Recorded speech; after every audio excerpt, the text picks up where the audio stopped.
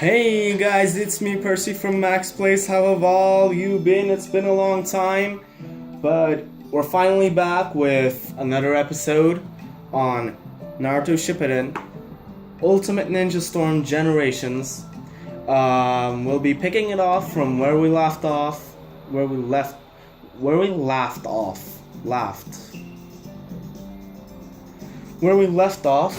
from the tale of young Naruto Uzumaki. We last beat Zabuza in a pretty brutal fight, I'd say. At least in the anime it was. Turn Kakashi's way. When the treachery of Zabuza's employer, Gato, abruptly ended the fight. Okay guys, I'm gonna skip all this, so I wanna let you guys know. This guy hires Zabuza to kill that old guy, but in the end, when Haku saves Zabuza, he goes in to kind of like... He says some bad things and some stuff happen. I'm just not gonna give too much spoilers because I want you guys to watch the anime since it was so good. And like, this guy does that and Zabuza just goes mad, like crazy mad. And he starts attacking the other guys with his employer and the employer himself, which he ends off killing.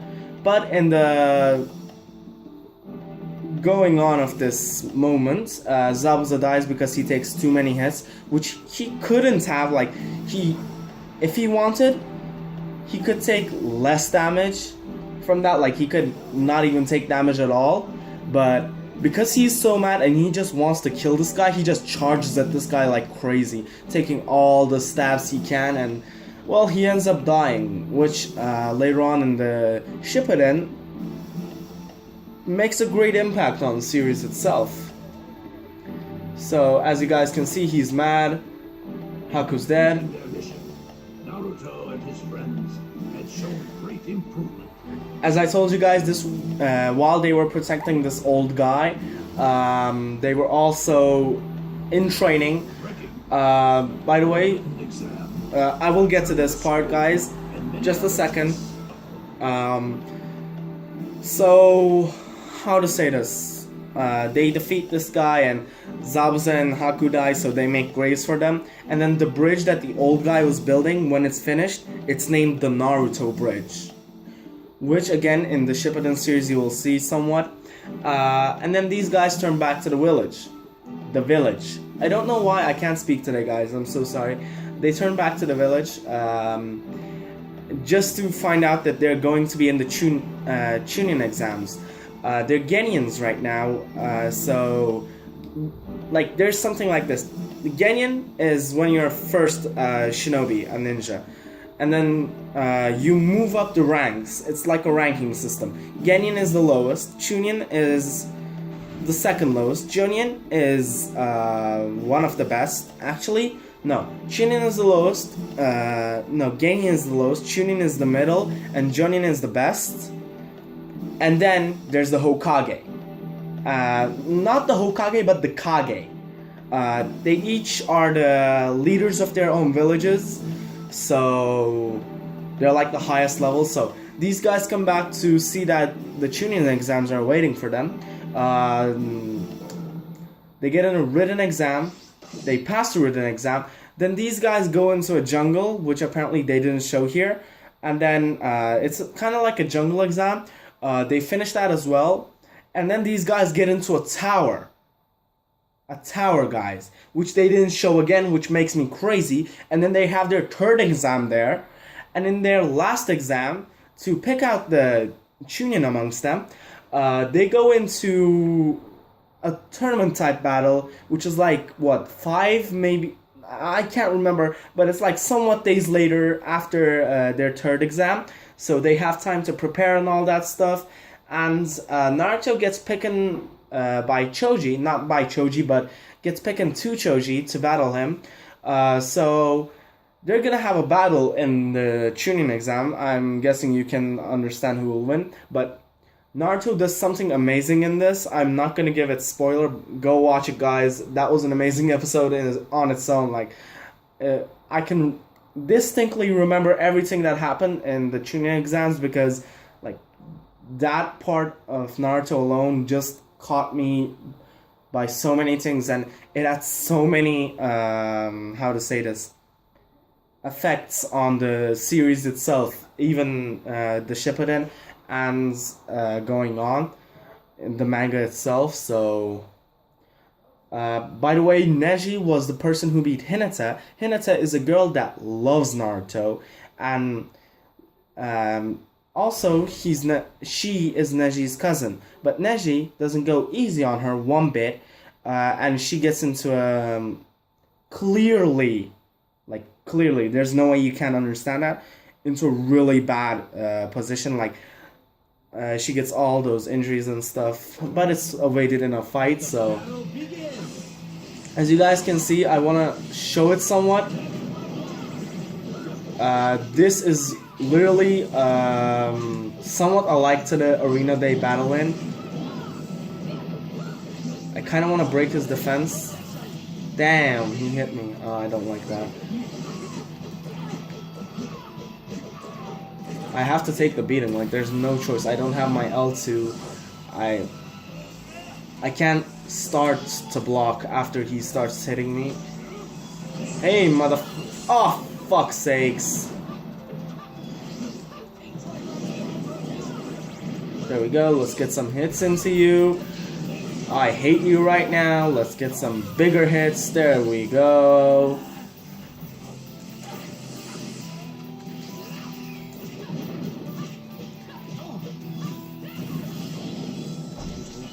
No! There we go. Damn, I hate this. Guys, Neji is one of the strongest guys in, well, each series, like Naruto and Naruto Shippuden. He's among the only Junians, Jonians. I don't know if it's called Junin or Jonin. We call Jonin here. So he's I believe the first person amongst their group to, well, you'll see who the group is, guys, later on. He's the first person amongst the group to actually like make it. So there we go. I have to pause, guys. This move is a legendary move found in the third exam, which they didn't show, by the way. Like, just watch.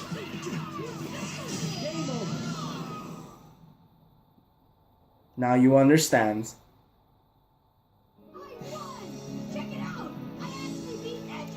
Yeah, and by the way, in the normal series, when he beat Neji, he was in so many different scars, like, you couldn't even tell his face. Oh, you could tell his face.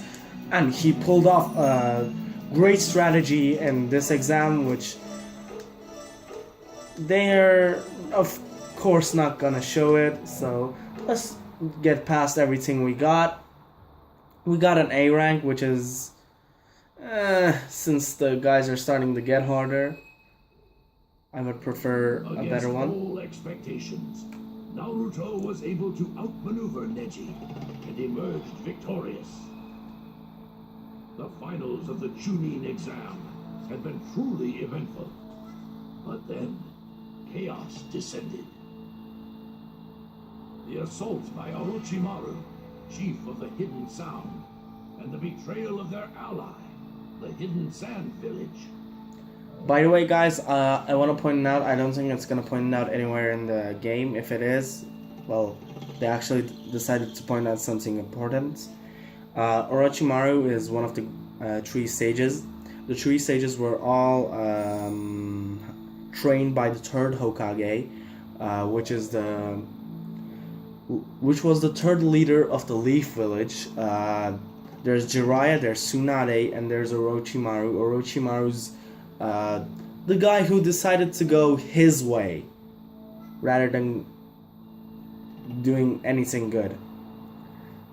Well, he did good for himself, just not others. He harmed others a lot. The guy on the left that I'm using is the 3rd Hokage, guys, and that guy you see is Orochimaru, the snake. Let the battle begin. Fuck no, it isn't. Honestly, fuck. There we go. Let's get some chakra that you dropped. Thank you for that.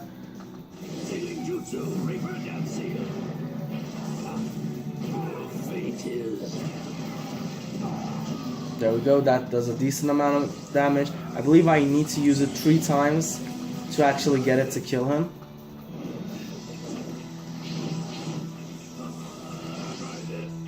There we go. Let's send it every way but his way.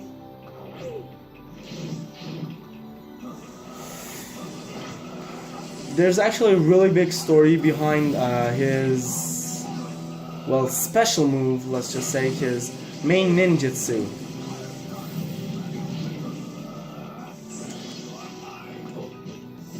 There we go, let's get some hits into him.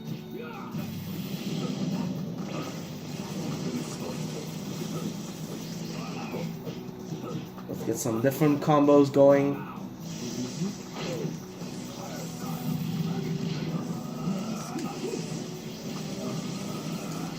And by the way, sages are called to the guys who can actually go into the realm of this beasts, like not the beast, but the animals that they're using. Like Jiraiya uses toads, this guy uses snakes.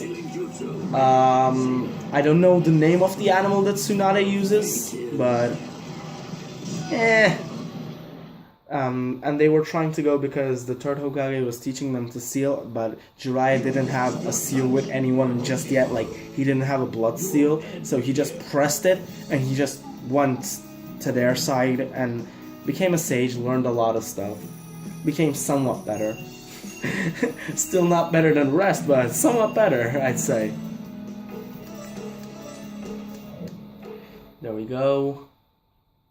Guys, and I decided to do 3 fights an episode, so this next fight's gonna be the last fight, sadly. Our bitter struggle ended with Orochimaru seriously wounded and forced to flee the Hidden Leaf.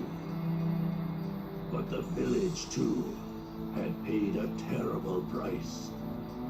I kind of want to explain this. You know his main ninjutsu, like his big ninjutsu, the sealing jutsu? He gives his soul, but by doing so, he gives the other side's soul as well. So, and he seals them up for good. So he tried to do that to Orochimaru. Orochimaru fought back like a maniac, like literally a maniac, and had like only his arms taken away, while the third Hokage had his life taken away, and it was quite a decent fight, I'd say. Not the best that I'd like to watch, but it was good.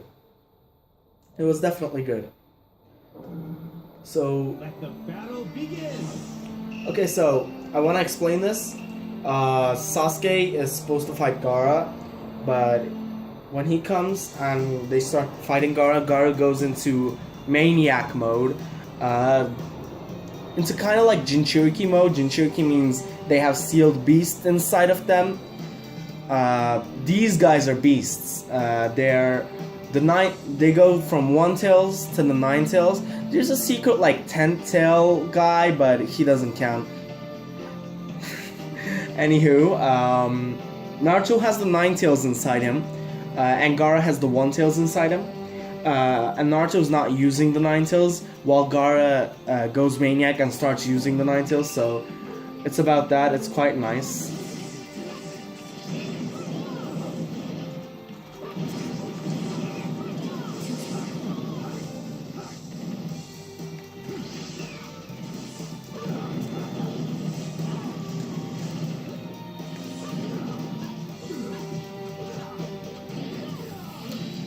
Go, let's get you flying.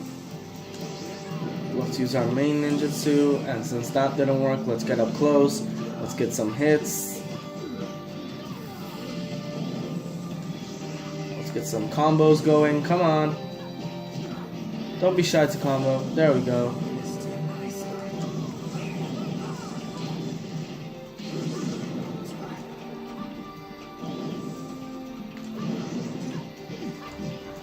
Let's get a different combo for... Apparently no. The game doesn't want me to get a different combo. So let's just beat him up. Oh shit. That hurts. I don't like things that hurt Gaara. You should have learned this by now. I like things to hurt, not to hurt me, so... Sorry, but you have no escape, so I'll be using that to the fullest. Anywho, Naruto does kinda beat Gaara. It's kind of a draw, but then kind of a defeat for Gaara. So Naruto could defeat Gaara if he was to use his Nine Tails, which he doesn't.